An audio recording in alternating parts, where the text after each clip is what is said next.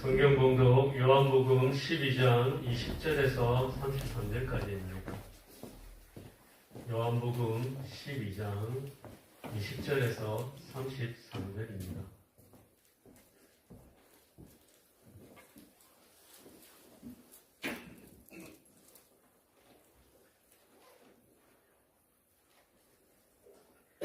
제가 먼저 한 절 읽고 여러분 한 절 읽으신 후에 마지막 33절 함께 읽겠습니다. 요한복음 12장입니다.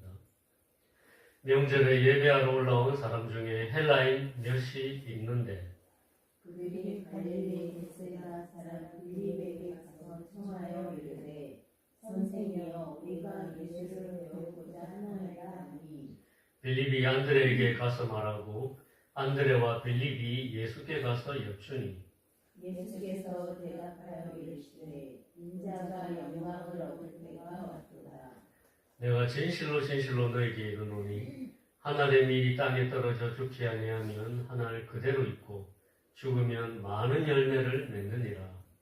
자기의 생명을 사랑하는 자를 끊어버릴 것이요 이 세상에서 자기의 생명을 미워하는 자는 영생을 얻어나리라.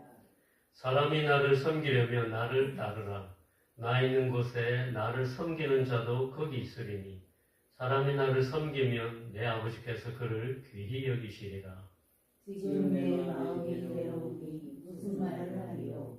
아버지여 나를 구원하여 이때를 면하게 하여 주옵소서. 그러나 내가 이를 위하여 이르되 원하나이다.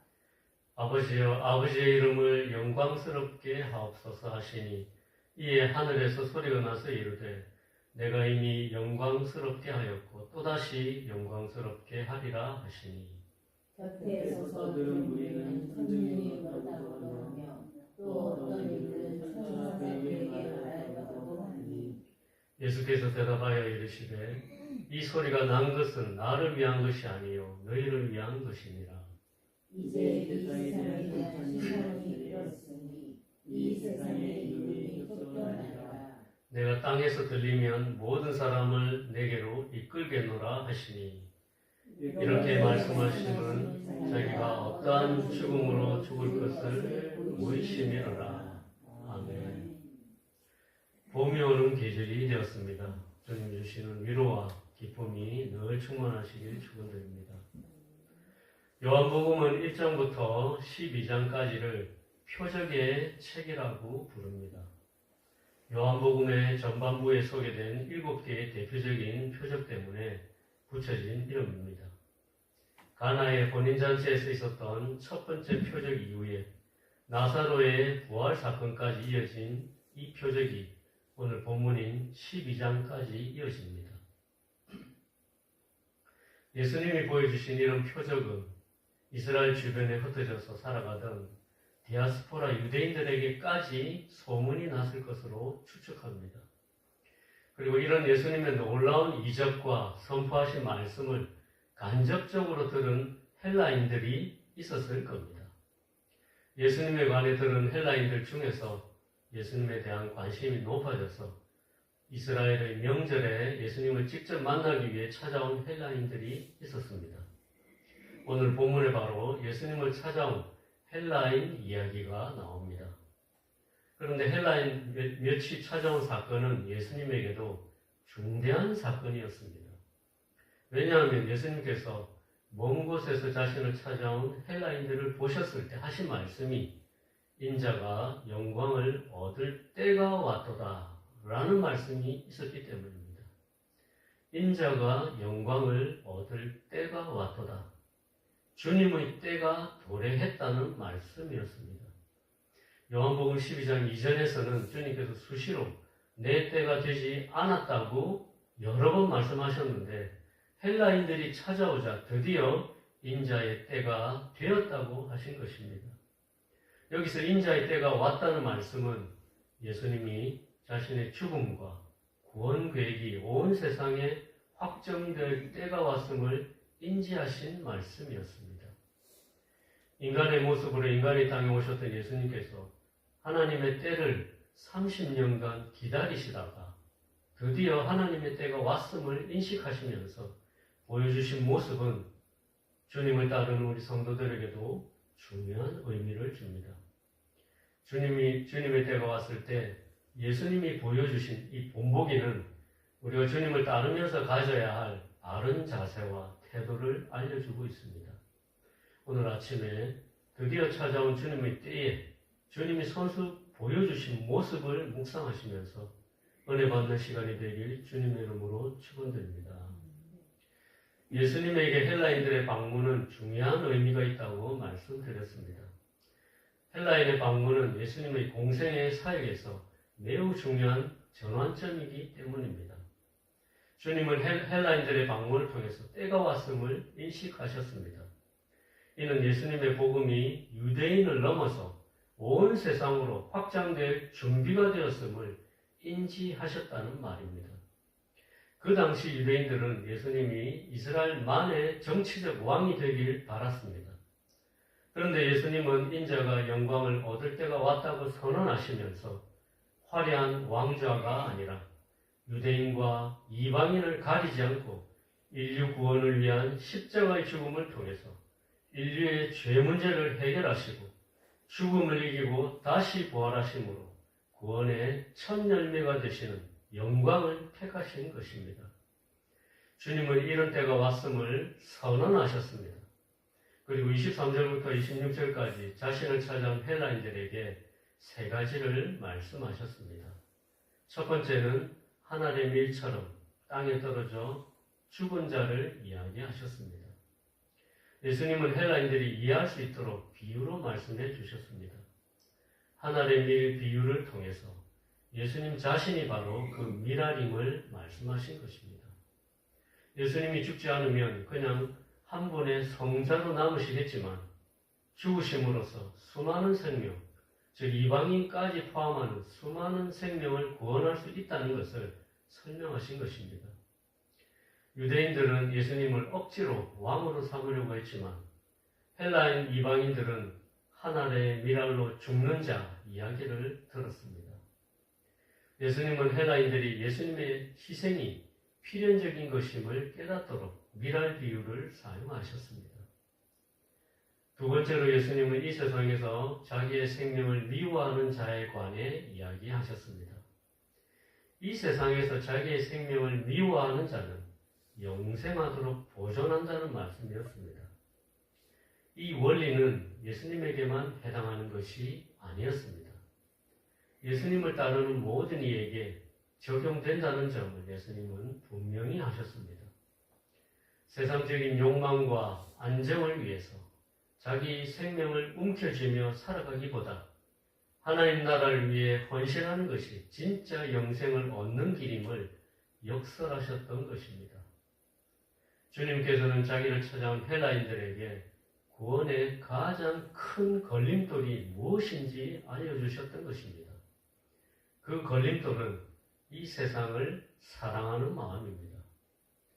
이 세상은 마귀의 손아귀에 있고 이 세상 사람들의 아비는 거짓말쟁이인 마귀이며 그의 꾀임에 빠져서 사람들은 살아가고 있습니다. 그의 거짓말에 속아서 눈과 귀가 가려져서 도무지 진리의 말씀을 깨닫지 못하고 있습니다. 고린도후서 4장 4절에 그 중에 이 세상의 신이 믿지 아니하는 자들의 마음을 혼미하게 하여 그리스도의 영광에 복음의 광채가 비치지 못하게 함이니 라는 말씀처럼 세상에 사로잡힌 사람들의 모습이 이와 같습니다. 이 세상에 소망을 두고 살아가는 자는 결국 낙타가 바늘귀로 들어가는 것이 부자가 하나님의 나라에 들어가는 것보다 쉬운 것처럼 하나님의 나라에 들어가기가 너무도 어렵다는 사실입니다. 영적인 삶과 구원의 삶을 방해하는 최대의 적은 세상을 사랑하는 마음입니다. 예수님이 이런 마음을 버리고 이 세상에서 자기의 생명을 미워하는 자처럼 영생의 삶을 추구하라고 헬라인들에게 권면하셨던 것입니다. 세 번째로 예수님이 헬라인들에게 하신 말씀은 나를 따르고 섬기는 자 이야기입니다.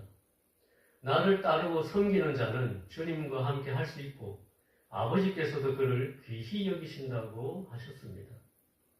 예수님은 헬라인들이 단순히 호기심 때문에 예수님을 구경하러 왔다면 구경꾼이 아니라 따르는 자, 제자가 되라고 도전하셨던 것입니다. 주님이 가시는 길은 십자가의 길이며 그 길을 함께 가는 자만이 나 있는 곳, 주님이 계신 곳, 영광스러운 그곳에 함께 있을 것이라고 약속하셨습니다. 또한 주님을 따르고 섬기는 그 자를 하나님께서 귀히 여기실 것을 말씀하셨습니다. 제가 지금까지 예수님을 찾아온 헬라인들이 하신 예수님의 세 가지 말씀을 설명하였습니다. 예수님께서 자기를 찾아온 헬라인들에게 이 말씀을 하신 이유가 무엇이었을까요? 이 말씀을 하신 이유는 주님께서 이제 곧 십자가에서 죽으실 것인데 그 죽음은 패배가 아니라 온 세상을 살리기 위한 유일한 길이며 나를 찾아온 헬라인과 내 주위의 제자들 역시 주님이 보여주신 희생과 헌신의 길에 동참해야 한다는 것을 가르치시기 위함이었습니다. 결국 헬라인들의 방문은 예수님으로 하여금 십자가 사명을 공식적으로 선포하게 만든 기폭제가 되었고 주님의 공생의 사역의 전환점이 되었습니다. 그런데 이런 주님의 당당한 선포 뒤에 이어지는 본문 27절에서 33절 말씀에는 반전이 있습니다. 신적인 선포 뒤에 예수님의 인간적인 나약함이 나타나기 때문입니다. 헬라인들 앞에서 한 알의 미랄이라는 멋진 비유를 말씀하셨지만 사실 주님이 말씀하신 그 길은 예수님께서도 인간적으로 감당하기 힘든 고통이었던 것입니다. 그래서 27절에서 33절은 그 위대한 선언 뒤에 숨겨진 예수님의 인간적인 고뇌와 순종, 그리고 죽음의 고통 속에서도 주님께서 부여잡고 계셨던 궁극적인 승리를 보여주는 부분입니다. 한 알의 미랄이 죽어야 한다고 말씀하셨지만 막상 그 십자가 죽음이 눈앞에 다가오자 예수님은 솔직한 심경을 토로하셨습니다. 지금 내 마음이 괴로우니 무슨 말을 하리요? 여기서 우리는 오해해서는 안 됩니다. 예수님은 완전한 하나님이시지만 동시에 완전한 인간이셨다는 사실입니다. 죽음과 고통 앞에서 예수님은 인간적인 공포를 숨기지 않으셨던 것입니다. 하지만 곧바로 내가 이를 위하여 이때 왔나이다 라고 말씀하시면서 자신의 안위보다 하나님의 영광을 우선순위에 두시는 모습을 보여주셨습니다. 헬라인들이 지켜보는 앞에서 진정한 영광은 고난을 피하는 것이 아니라 하나님의 뜻을 이루는 것임을 몸소 보여주셨습니다. 주님이 보여주신 이런 인간적인 모습과 연약함을 극복하는 자세는 주님을 따르고 있는 우리에게 큰 위로를 줍니다. 또한 본받아야 할 귀한 모습입니다. 주님을 따르고 주님을 섬기는 일은 예수님까지 고뇌하셨던 것만 봐도 결코 쉽지 않은 길임을 알 수 있습니다. 하지만 두려움이 오고 인간적인 한계가 올 때마다 우리의 우선순위를 돌아보는 태도가 필요함을 깨닫습니다. 말 그대로 우리에게 보여주신 주님의 모습은 막다른 길 앞에 있을 때 원점으로 돌아가라는 메시지를 주시고 있습니다. 내가 이를 위하여 이때 왔나이다. 처음에 우리를 부르신 주님의 부르심을 상기하는 것입니다. 처음 시작했던 그때로 돌아가는 것입니다. 그런데 이런 주님의 고뇌와 선포와 결단이 일어나는 과정 가운데 이런 예수님의 고뇌와 결단을 기쁘게 보신 하나님께서 이때 하늘로부터 반응하셨습니다. 내가 이미 영광스럽게 하였고 또다시 영광스럽게 하리라는 소리가 하늘에서 들린 것입니다. 이 하늘의 반응은 예수님의 결단이 하늘에서도 인정할 만큼 분명한 것임을 확정하는 것입니다. 시편 57편 7절에 하나님이여 내 마음이 확정되었고 내 마음이 확정되었사오니 내가 노래하고 내가 찬송하리이다 라고 고백했던 이 다윗의 찬송이 있듯이 확정된 마음은 하나님의 보좌를 움직였고 우리 마음에도 큰 평안을 줍니다. 그리고 주변 사람들은 천둥소리나 천사의 소리로 오해했지만 예수님은 이 소리가 너희를 위한 것이라고 말씀하셨습니다. 십자가의 죽음이 비참한 실패가 아니라 하나님의 계획하신 것이며 하나님까지도 확정하시고 선언하신 신성한 사건임을 제자들과 헬라인들에게 확신시켜 주신 것이었기 때문입니다. 또한 주님은 마지막으로 예수님의 십자가가 가져올 놀라운 우주적인 변화까지 선언하셨습니다. 사탄의 권세가 꺾이고 죄의 지배가 종말을 구할 것이며 십자가 들림을 통해서 유대인뿐 아니라 이방인들까지 모두 구원을 받게 될 것이며 더 이상 십자가 형틀이 죄인의 형틀이 아니라 구원의 상징이 될 것을 선언하신 것입니다. 예수님은 자신을 찾아온 헬라인들에게 단순히 하나의 미랄처럼 도덕적 훈계를 하신 것이 아니었습니다. 자신이 겪을 고난이 구체적으로 어떤 것인지 알려주려 하셨습니다. 그 고난의 결과로 사단의 세력이 쫓겨나고 온 인류가 하나님께로 돌아오게 될 것을 선포하셨습니다.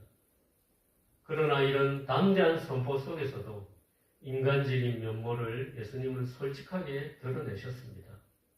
나도 이렇게 마음이 연약하고 괴롭지만 하나님이 주신 사명을 위해서 결단하며 나아간다고 말씀하듯이 솔직하게 보여주셨습니다. 그리고 이런 나를 따르라고 도전하셨습니다. 십자가는 고난이지만 고난 뒤에 숨겨진 승리의 청사진을 다 보여주셨던 것입니다. 오늘 본문에서 주님은 하나님의 때가 왔을 때 어떻게 해야 할지를 있는 그대로 보여주셨습니다. 하늘에 죽는 미랄이 되시겠다고 헌신하셨습니다.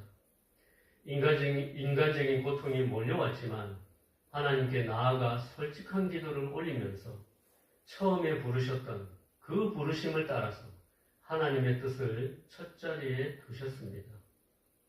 우리에게도 하나님이 주신 때가 있습니다. 선택의 때, 결단해야 할 때, 또 다른 부르심의 때가 왔을 때 오늘 주님이 보여주신 모습을 본받으셔서 살아가는 저와 성도님들이 되시기 주님의 이름으로 축원드립니다. 함께 기도하시겠습니다. 하나님 아버지, 하나님의 때에 보여주신 예수님의 모습을 본받길 원합니다. 날마다 주님을 묵상하며 주님을 닮아가게 도와주시옵소서. 그리스도를 본받아 살아가게 도와주시옵소서. 예수님의 귀하신 이름으로 기도드렸습니다. 아멘.